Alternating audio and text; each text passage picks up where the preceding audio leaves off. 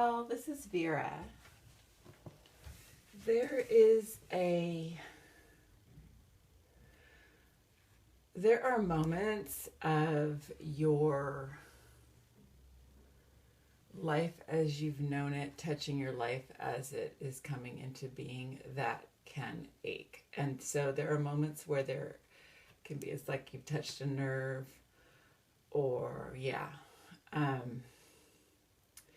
and that might be where you've said something that has upset someone else. This can happen very subtly, or someone else said something that's upset you, and there's a way that we can bring our discernment to these moments.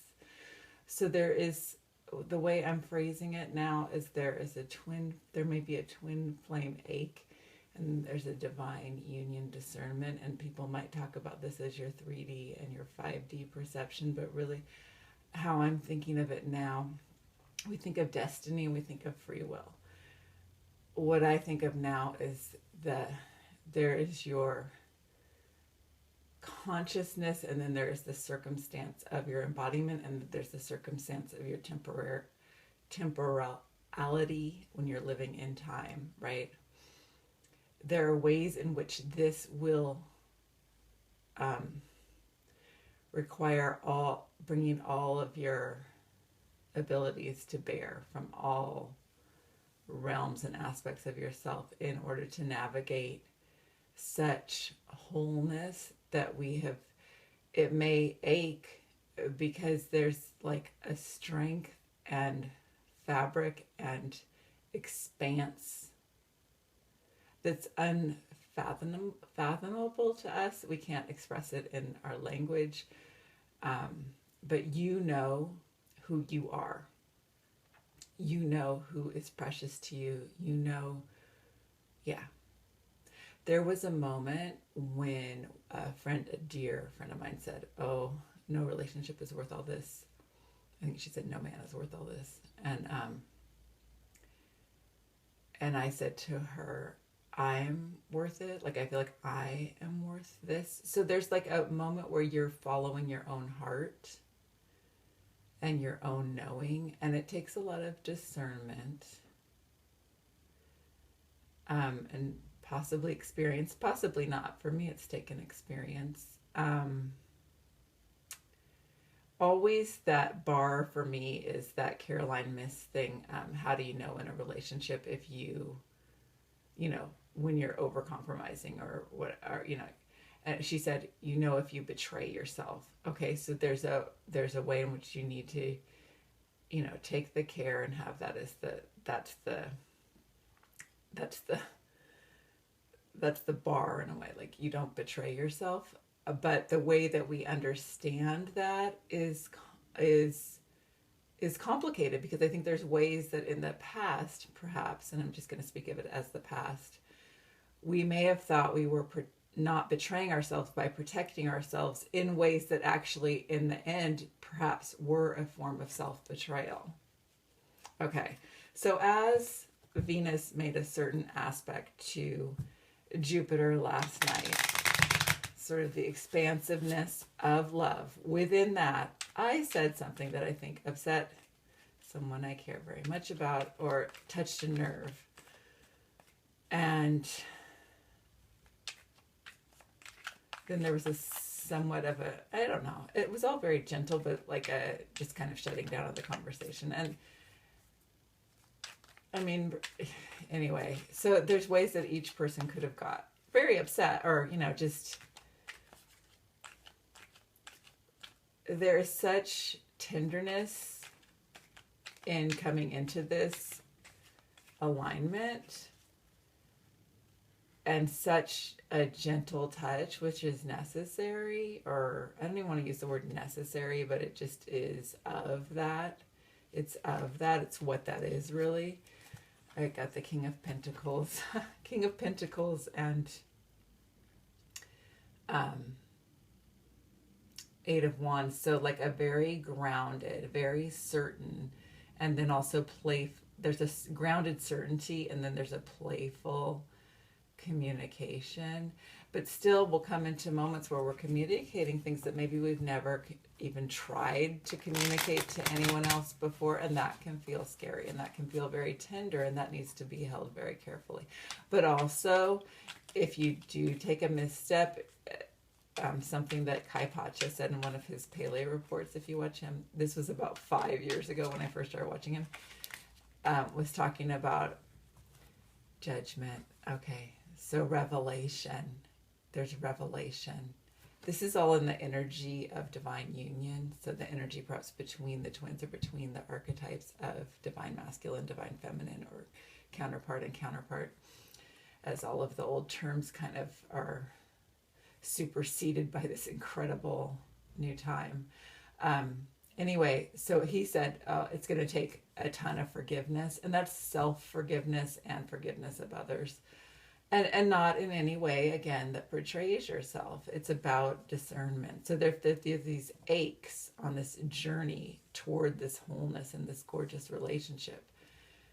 Okay, it feels that way because it feels like you're in time, because you are in time, in a body, in circumstances, in a linear story. Okay, and there'll be aches in that, but always, it's always eclipsed in the light of eternity.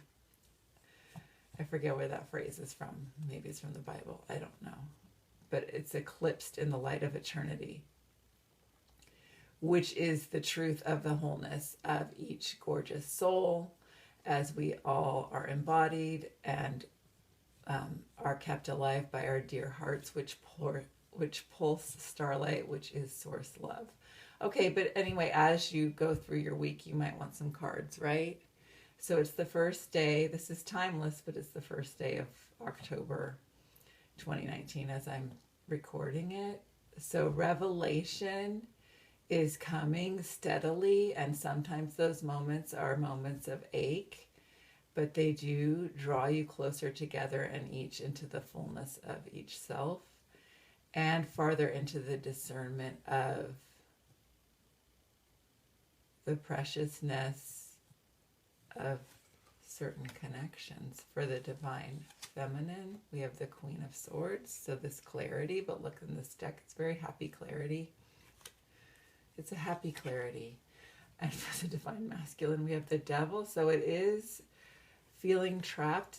You know, it can be feeling trapped in old narrations, where you do feel trapped in these old stories and these old ways of thinking that relationships have to be, what that means in your life, all the pain that that place has perhaps accrued.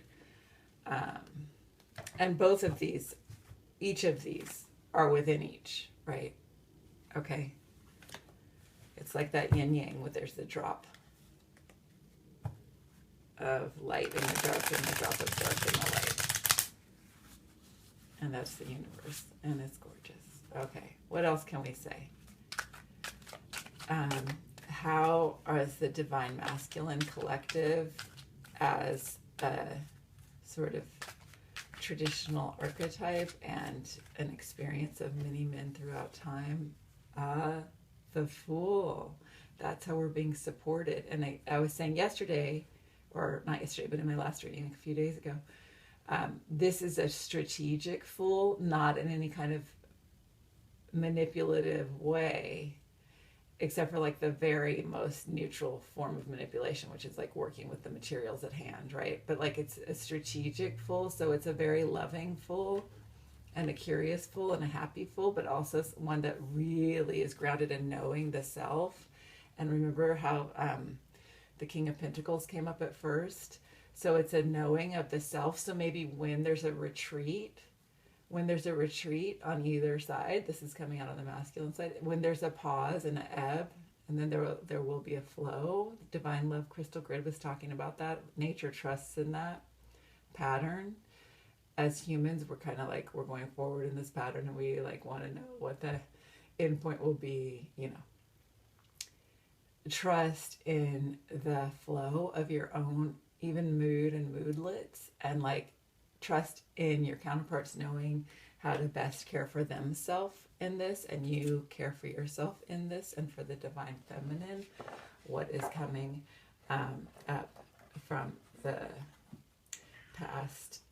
past tradition of women being embodied as women is the Knight of Wands. So it's your sexual desire and this eagerness and this joy that it comes from a clarity of what you want, but it's also kind of a tender, eager innocence of your desire factor that has been really repressed in a lot of cultures. So, but like that's always been there. Okay, so that's supporting you. Let me see how much time I've gone on, because I actually have an appointment in a little while. No, I'm fine, because I'm enjoying this, and perhaps you are too. What else? What, of that energy of divine union, as we all, so many of us, move into this and tend this and steward this. What is supporting you? And we have the world. Okay, so closing out some cycles and opening new ones, but basically just that we are at a very herald, incredible time in history when there's this switch over between like the balance, coming into more balance between all these things that have been seen as polarities, so that it doesn't even necessarily have to be about balance, but it's about the gorgeous variety and the beveled beauty of like the rainbow bridge that we are here on Earth. I feel like I'm talking a little bit like a Valley girl right now. It's simply gorgeous, and it's simply the right time for this revelation. Okay. And I said this reading was timeless. I mean, it's always the right time, but yeah. Okay, we have the Knight of Pentacles coming toward this union energy from the masculine side. So it's very slow. It's slow and of necessity slow for the well-being of the masculine. And, okay, so there's a magic. We got the Knight of Wands and then the Page of Wands with this clarity for the coming from the feminine side. So it's the magic of her ability to bridge worlds and to just be this embodiment at this meeting of this shore, the land and the water, and then the earth and the water, and then the magic wand connecting the earth and the sky, and just this figure could actually be male or female, but it's just this sort of willingness and playfulness and that quiet too, that childlike quiet of just understanding. Okay. And I'm going to get one more for each of those placements. Wait, there's one more deck I want to draw. Oh yes, this deck. So, and what might be, what is supporting each as they move toward this or begin to inhabit and play out this union energy? What is supporting each right at this moment? And for the Divine Feminine, we get the Hermit. So really like trusting in one's own ebb and flow again. The solitude that you need to take and the contemplation. And for the masculine, it's something about commitment, but reframing and a renewal of what that might mean. So we may have gotten, we've inhabited and been impressed with these like rules of what committed relationship might look like. And this is like, we can redetermine that. We can reformat that, and it is revitalized anyway in the light of this revelation, which is this knowing yourself, how precious you are to yourself, and how precious certain people are to you. Okay, and then how this revelation might come about or be moving forward in this week. I just saw the Chariot and the Lovers rushing by. Okay, so we got the King of Swords, so a clarity and this youthful, sweet, dear clarity with this King of Swords. And then so many wands on the feminine side. So it's something about healing that you know, you don't need to be ashamed of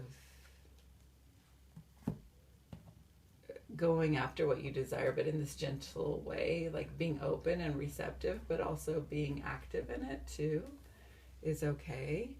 But there's just a lot, and this all flows between the two. There's a lot of tenderness and gentleness and like taking the time, trusting within. But there's also this, these two are joyous and vibrant, you know. But it's almost like you can let the world and the revelation of judgment carry you at this time a bit. You perhaps don't have to make quite as much effort, or effort that feels like effort. Just trust in the coursing of your own heart and the magic of your own consciousness,